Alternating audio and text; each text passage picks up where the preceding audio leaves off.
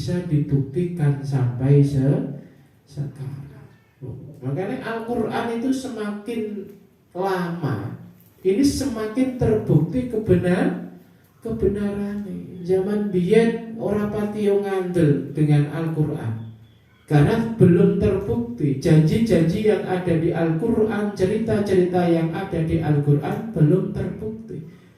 Tapi semakin bertambahnya ilmu pengetahuan, semakin bertambahnya teknologi, bahwa apa yang ada di dalam Al-Quran ini semakin terbukti benar. Iku hebatnya mukjizatnya Kanjeng Nabi Agung Muhammad Sallallahu Alaihi Wasallam. Makanya nek maca Al-Quran ya siji macane biasa-biasa, artinya hatam dibaleni, hatam dibaleni. Tapi juga harus mempunyai membaca Al-Quran yang dengan diangan-angan maknanya.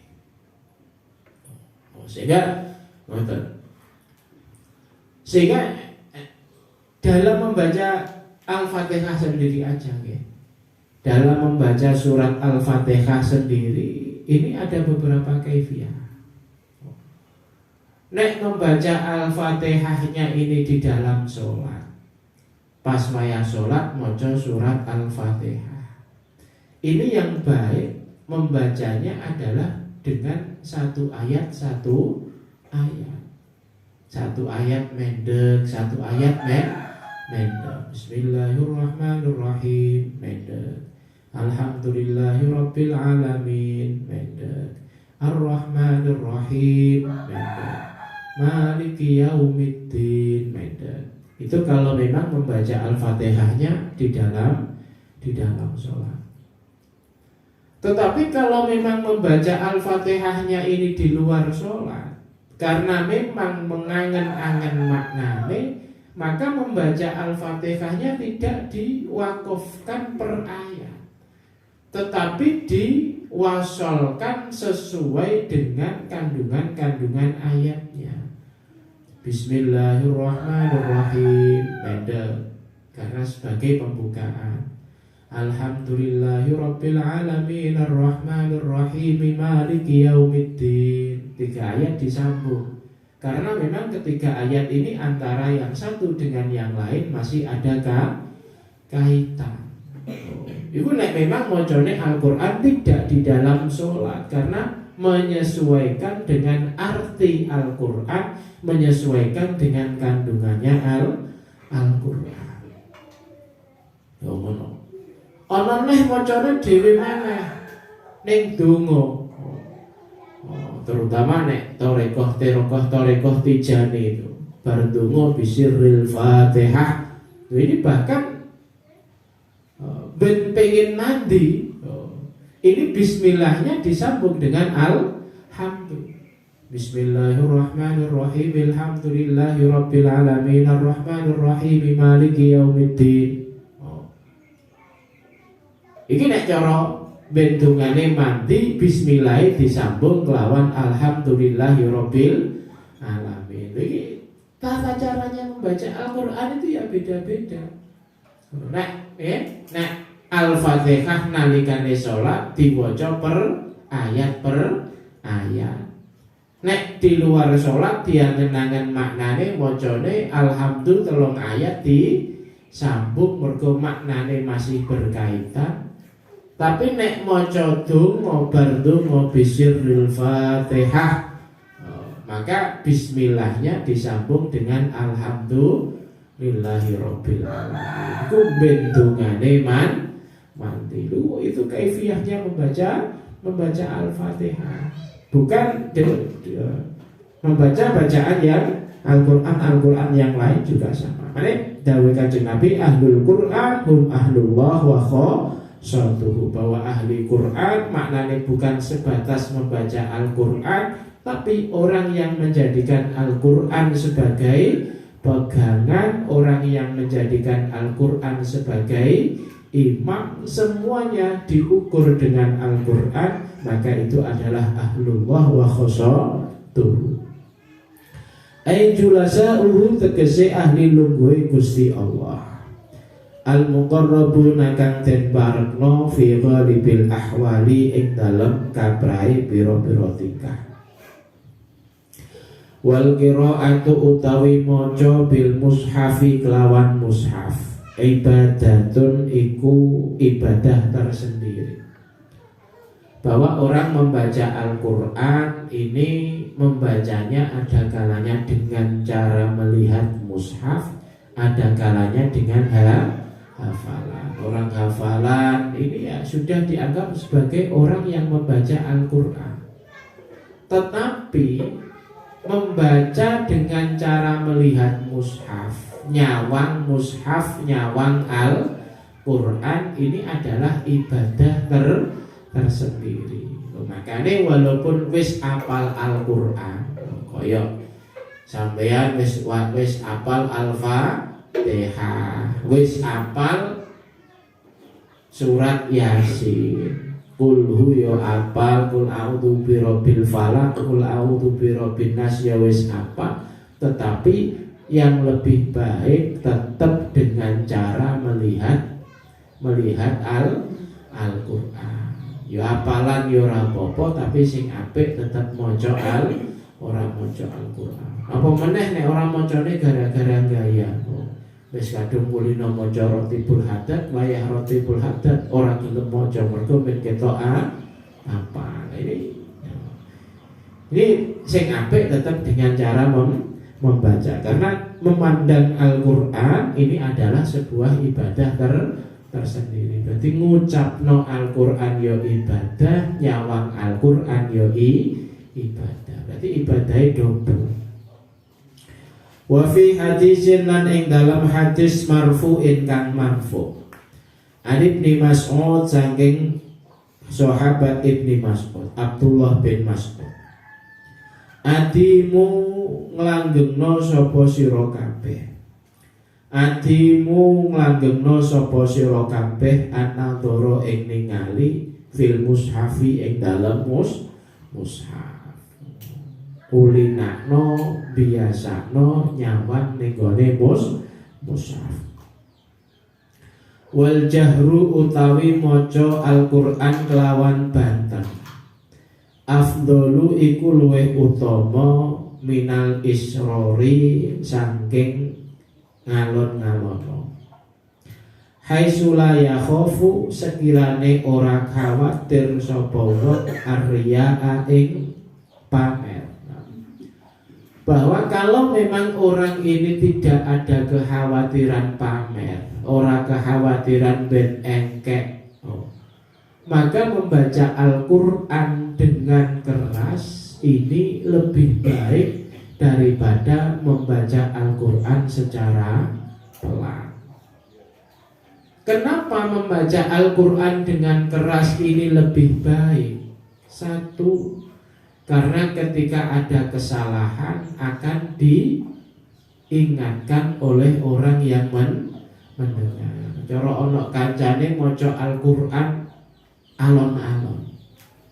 Ini kan kalau ada kesalahan tidak mungkin ada yang mengingatkan. Mergo ora ono sing krungu dhek dhewe gak rumangsane salah.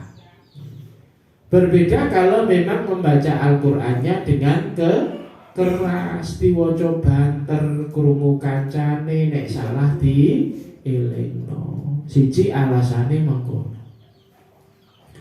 Nomor loro, krungu Al-Qur'an iku ya termasuk ibadah.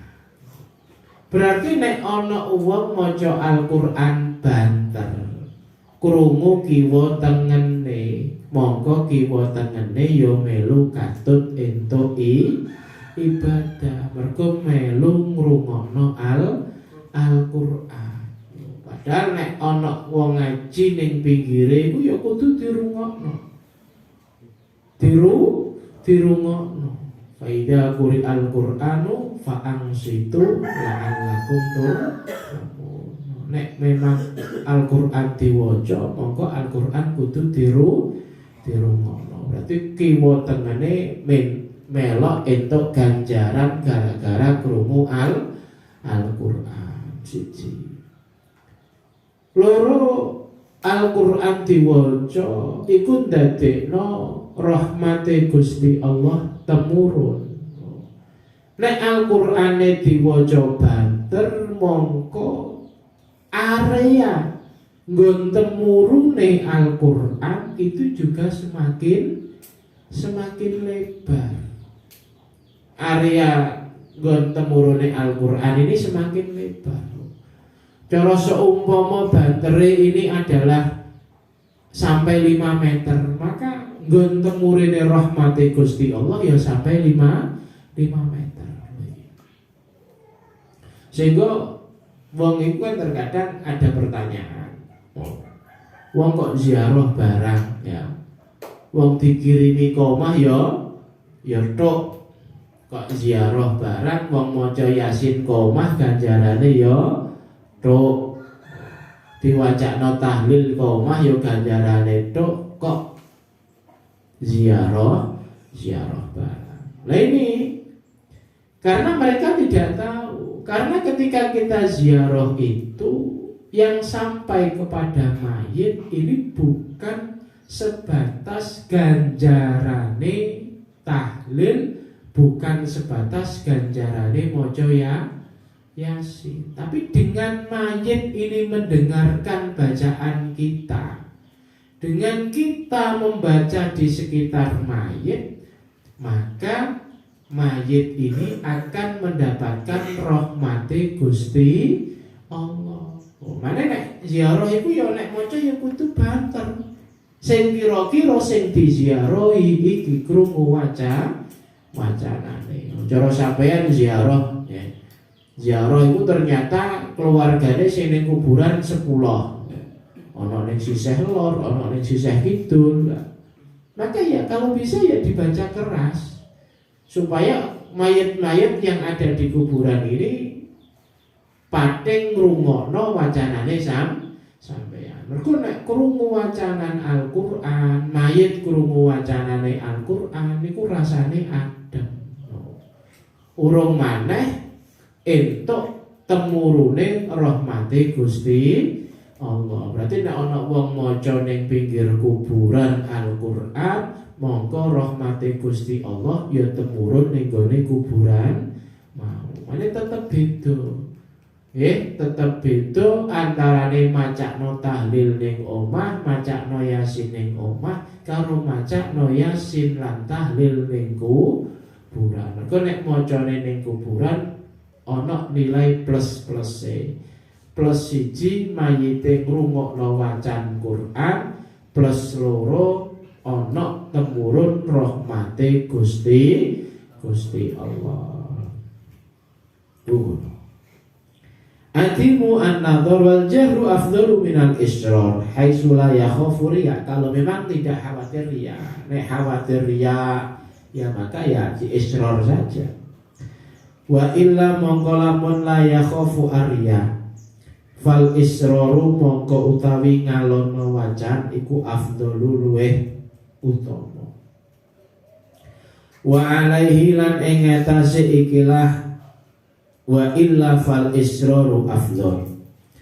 Yuhmalu den enggono hadis Tirmidzi apa hadis riwayat Imam Tirmidzi rupane hadis al jahiru utawi wong kang ngedek bil Qur'ani kelawan Al-Qur'an kal jahiri koyok wong kang ngedek bis sedekati kelawan sedekah. Wal musirriu utawi wong kang ngalon-ngalonno bil Qur'ani kelawan Qur'an kal musirri iku koyok wong kang ngrahasiakno bis sedekati kelawan sedekah. Nek cara hadis iki bahwa membaca Al-Qur'an dengan pelan ini sama dengan orang sedekah dengan rahasia. Nek sedekah ini memang yang paling baik adalah dengan sedekah sir, sedekah rahasia. Sing kira-kira tangan tengene ngetokno, tangan kiwane ora ngerti. Ini yang baik. Mergo apa? Mergo dalam hal sedekah, nggih. Dalam hal sedekah, potensi untuk riya, potensi untuk pamer ini sangat terbuka sekali. Cara wong sedekah tujuan riya ini sangat terbuka sekali. Makanya sing apik sedekah ini adalah dengan cara sir, dengan cara rahasia. Apa meneh sedekah kok nyeluki wong-wong ini ya jelas gak gaduh. Tidak sesuai dengan konsep sedekah. Wong sedekah iku pengen nolong sing ora duwe tapi malah dikokon antri ning omah. Ya kur pengen dianggep ngono wae. Sedekah sing apik piye? Sing apik ya diterterno sampai wong-wong liya ora ngerti diternole iki. Ini kalau memang sedekah. Berbeda dengan zakat, nggih, berbeda dengan zakat. Kalau zakat yang baik tidak dirahasiakan. Yang kalau zakat ini yang baik adalah diperlihatkan. Kenapa? Karena kalau zakat ini adalah sudah kewajiban. Karena zakat ini sebenarnya mengeluarkan haknya fakir miskin. Cara wong ngetokno zakat ku asine wis gak duwike dheke, asine ya wis duwike fakir miskin yang memang dititipno ning dheke. Makanya kudu diketok-ketokno. Nek zakat kudu diketok-ketokno. Ojo sampai wong dienggo rasan-rasanan. Wong sugih kok gak gelem zakat. Padahal wis zakat, tapi gara-gara dirahasiakno, dienggo rasan-rasanan jarene wong sugih ora gelem zakat. Makanya nek zakat iku sing apik diketok-ketokno, ditungkono, diketok-ketokno, wong memang zakat iku kewajiban. Tapi nek sedekah iki sing apik aja diketok-ketokno, dirahasiakno. Sampai-sampai orang yang menerima ini, ya, orang yang menerima ini ora rumangsa disodakoi. Mergo banget banget sedekah banget rahasiane. Sampai sing nampa wae ora rumangsa disodakoi. Kaya nek seumpama sampean tuku kok kepingin sedekah, gak usah diniati luweyane sedekah. Lho ini namanya adalah sedekah sirri, luwih apik ketimbang sedekah sing jahat. Wa hafid lan ngreksa sapa sira ala qiraati Zahrawaini ing atase maca surat kang mencorot nur. Rupane Al-Baqarati surat Al-Baqarah wa Ali Imran lan Ali Imran.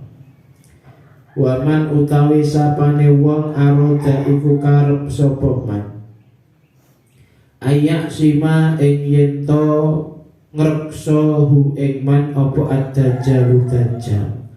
Wong kok kepengin ora kena fitnahe Dajjal, fal yahfad mongko becik ngreksa sapa man asyra ayatin ing 10 ayat min awali suratil kahfi saking kawitane suratul kahfi.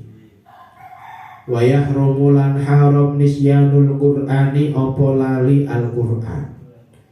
Idza lam yatayassar ing dalem nalikane ora gampang apa hifdzuhu apa ngapalno neh Al-Qur'an saniya marratin kelawan rong ambalan illa bitakrorin kejaba kelawan bulan baleni ka awali marratin koyok kawitane ngapalno. Bahwa orang yang sudah hafal Al-Qur'an ini haram untuk melupakan Al-Qur'an. Mergo Al-Qur'an niku kudu direksa.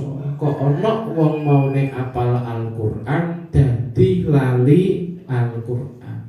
Iku berarti yo banget ndableke banget sembronone. Wong wis apal Al-Qur'an kok iso sampai lali. Lali sing lali pleng tenan iki ora eling. Tapi nek memang laline ora lali pleng, maknane seumpama didohno kawitane iso nyambung itu enggak apa-apa. Sing gak oleh iku sing memang bener-bener lali pleng didohno kawitane alhamdulillah wis gak nyambung babar blas. Ini yang diharamkan. Tapi nek memang ijek nyambung, jenenge wong lali ayo lumrah yo, kadang imame traweh uruntutane lali, terkadang imam taweh itu wayahe apa. Tapi nek dielingno langsung eling. Alam taro langsung nyambung. Alam taro kaifa fa'ala. Aro'aita langsung bisa terus noleh. Ini memang ini yang tidak sampai haram. Tapi nek wis dielingno tenanan kok ijek ora eling, lah ini yang diharamkan. Wasabi'u utawi rukun cabange iman kang kaping 7 wal isyruna lan 27 ta'allumul ilmi iku belajar ilmu wa ta'limuhu lan mulangno ilmu.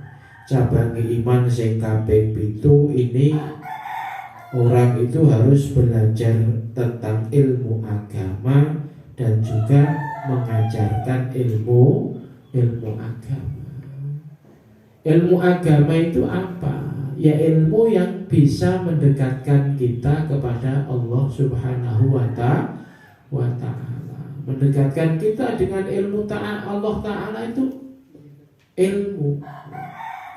Mbah iku ilmu tafsir, mbah iku ilmu fikih, mbah iku ilmu tasawuf, atau bahkan ya ilmu kedokteran, ilmu apa? Ilmu penelitian, ilmu teknologi. Yang penting bisa mendekatkan diri kepada Allah Subhanahu wa ta'ala. Mergo ilmu kabeh iku apik, nggih, ilmu kabeh iku apik. Tapi walaupun ilmu kabeh iku apik, ada namanya ilmu prioritas. Ilmu mana yang harus dikehdahulukan? Mana ilmu yang harus kita pelajari terlebih dahulu, itu namanya adalah ilmu prioritas. Nek cara taklimul muta'alim namanya adalah ilmu hal. Ilmu yang harus kita ketahui saat itu. Lah ilmu prioritas itu apa? Ilmu prioritas yang paling utama adalah tentang keyakinan, ilmu tauhid. Tentang ilmu keyakinan. Mergo sing diarani iman iku ya saka keyakinan. Ilmu yang mempelajari tentang wujude Gusti Allah, sifat-sifate Gusti Allah, mulai sifat nafsiyah, sifat salbiyah. Ilmu yang mengetahui tentang Nabi, nah ini adalah ilmu keyakinan. Ini yang paling harus dikehdahulukan. Ya minimal ngerti tentang akidatul awal. Abda'u bismillahirrahmanirrahim wa birrahimi daimil ihsan. Yang penting minimal ya akidatul awam ngerti lah. Ojo sampai ilmu tauhidnya belum matang tapi omongannya wis dhuwur-dhuwur, wis belajar filsafat, wis belajar macam-macam tetek bengek, astronomi, tapi ilmu tauhidnya belum matang. Yuk kok malah garai kesasar.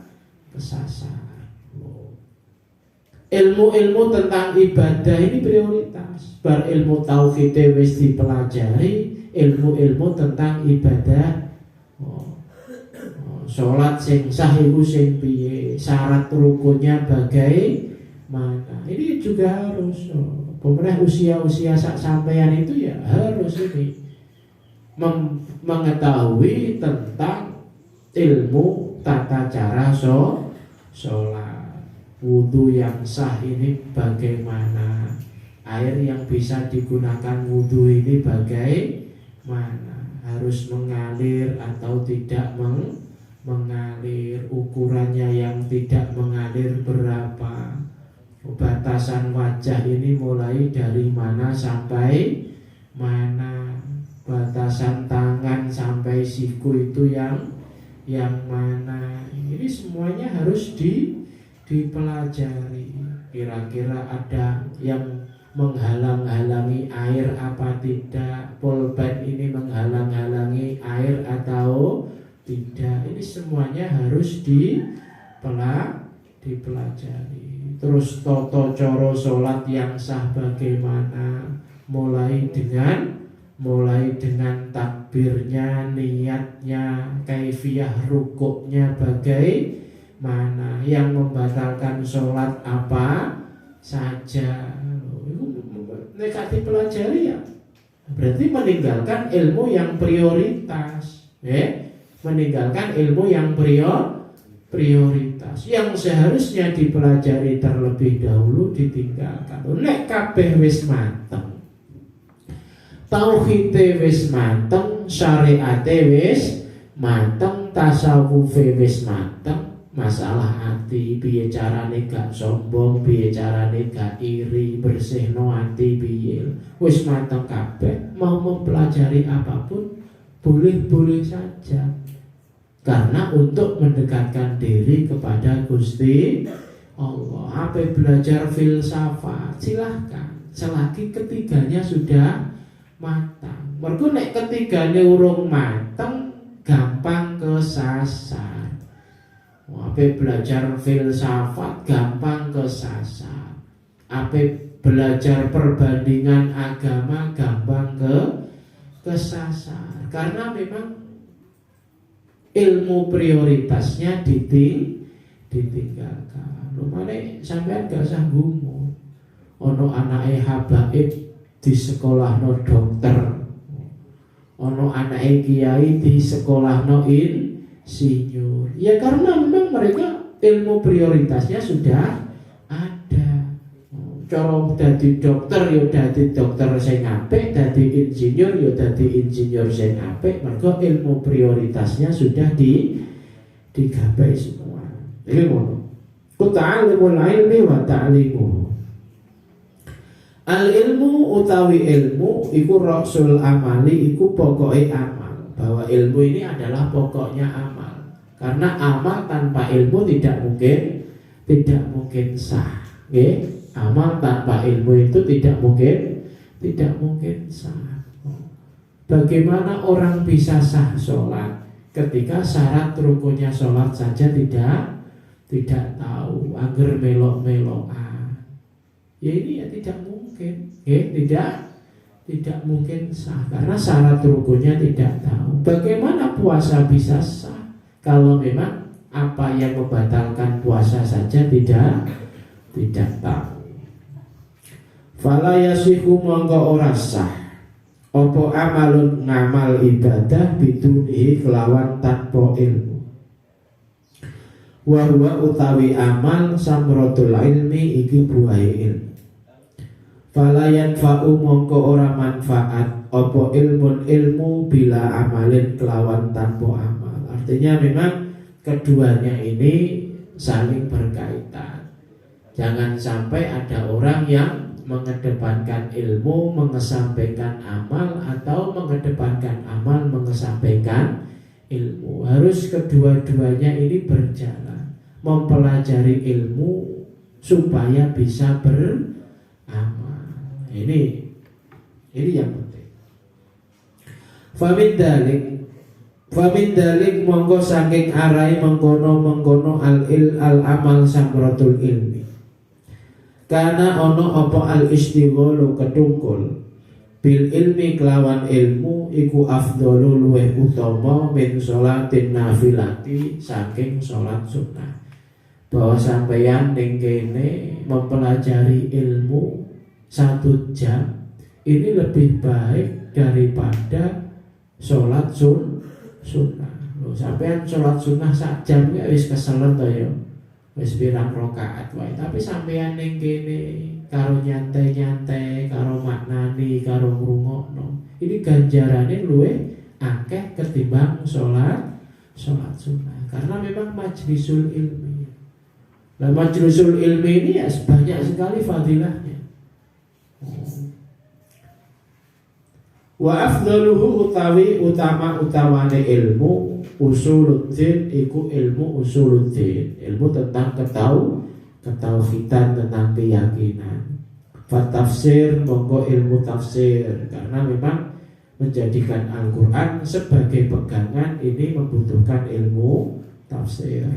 Fal hadis monggo ilmu hadis, fa usulul fikih monggo usul fikih, sumal fikhu monggo keri-keri fikih, fal alatu monggo keri-keri ilmu alat untuk mempelajari kitab-kitab berbahasa Arab, kaya ilmu nahwu, ilmu shorof, ilmu balaghah, arud dan sabitu ganane. Ini adalah ilmu alat. Wasamin wal isyrun utawi cabange iman kang kaping 28 iku ad-du'a ndonga. Ini cabange iman sing nomor 28 iku ndonga. Manane wong iku ya kudu ndonga. Walaupun mungkin intensitas orang berdoa ini berbeda-beda. Ana wong sing senengane ndonga, ana wong sing nek ape ndonga iku isin karo Gusti Allah. Tapi yo tetep ndonga, tapi ndongane ora pati akeh-akeh. Mergo isin karo Gusti Allah. Cara sampeyan lah gampangane ning bapake. Nek dikongkon ora tau gelem. Kira-kira ya nek pengen njaluk dhuwit akeh-akeh lak ya isin. Wong dikongkon ora gelem, senengane njaluk.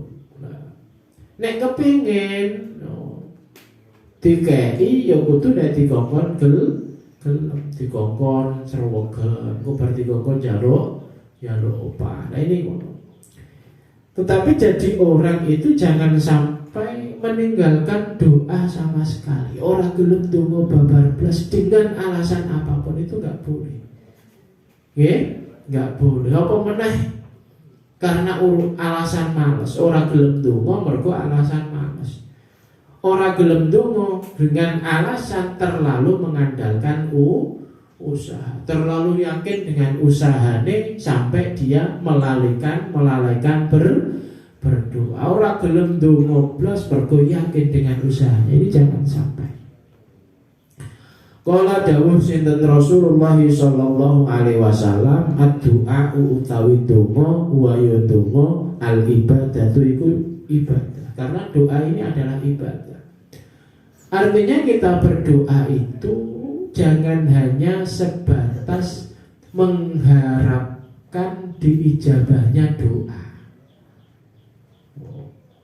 Kita berdoa itu jangan hanya sebatas mengharapkan disembadane dungone. Tapi anggaplah bahwa berdoa ini adalah sebagai bentuk ibadah, sebagai bentuk mendekatkan diri kepada Allah Subhanahu wa ta'ala.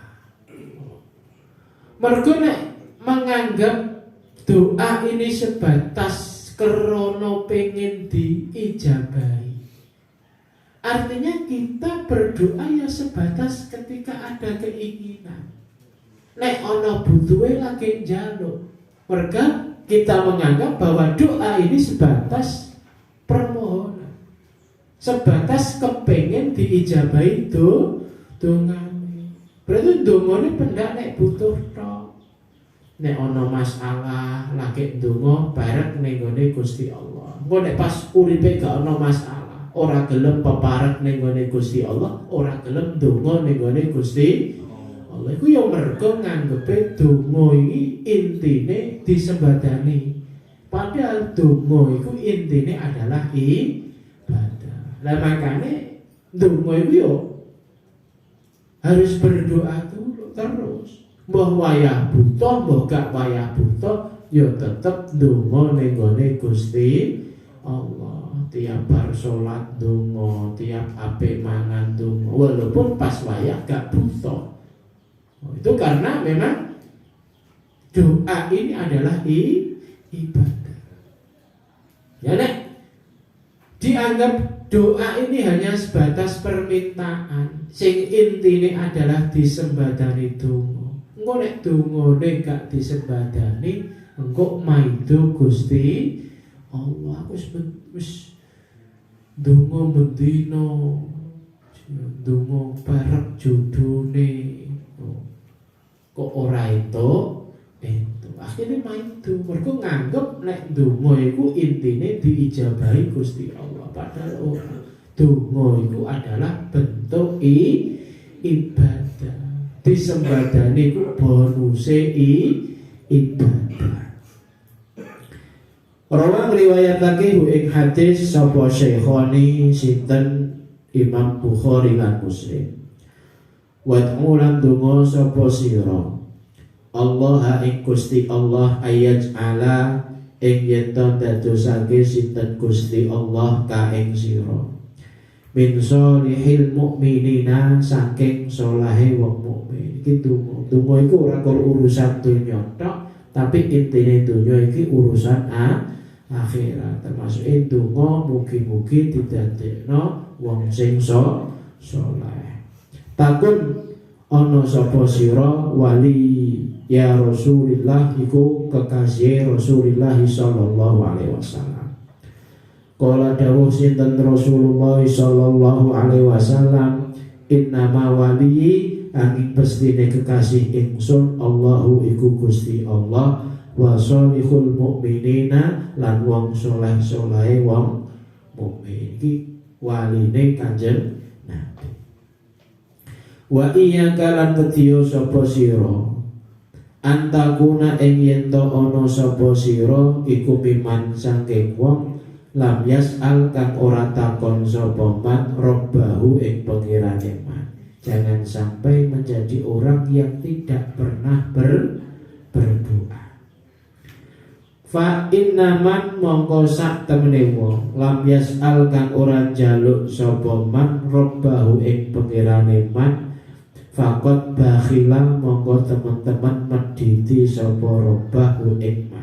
Wong iku ora gelem njaluk ning Gusti Allah, mongko bakal dimediti karo Gusti Allah, bakal ora diparingi apa karo Gusti Allah. Makane menungso iku sing apik ya tetep kudu donga, walaupun donga-dongane iku masalah-masalah akhirat utawa dongane iku ya masalah dunya, masalah problem. Lah nek donga Gusti Allah iku donga Gusti Allah iku ya ana tata carane supaya dongane disembadani karo Gusti Allah. Ana tata carane. Panganane ojo panganan haram, klambine ojo klambi haram. Bener-bener DP ning gone Gusti Allah. Golek waktu-waktu sing waktu mustajabah, waktu-waktu sing disembadani Gusti Allah nalikane dienggo donga. Kaya dina Jumat bar asar, kaya bainal khutbatain antaranya dua khutbah, harus mencari tempat-tempat sing mustajabah, tempat-tempat sing gampang diijabahi dongane, tempat-tempat sing bekas-bekasnya ulama, asar-asarnya ulama. Ini semuanya dadekno donga iku gampang disembadani karo Gusti Allah. Terus kudu donga. Wa tasi wal isyrun adzikru wallahu a'lam bissawab. Subhanakallahumma bihamdika asyhadu an la ilaha illa anta astaghfiruka wa atubu ilaik. Subhanakallahumma bihamdika asyhadu an la ilaha illa anta astaghfiruka wa atubu ilaik. Subhanakallahumma bihamdika asyhadu an la ilaha illa anta astaghfiruka wa atubu ilaik. Bifadli subhana rabbika rabbil izzati amma yasifun. Wassalamun ala mursalin walhamdulillahi rabbil alamin. Wassalamualaikum warahmatullahi wabarakatuh.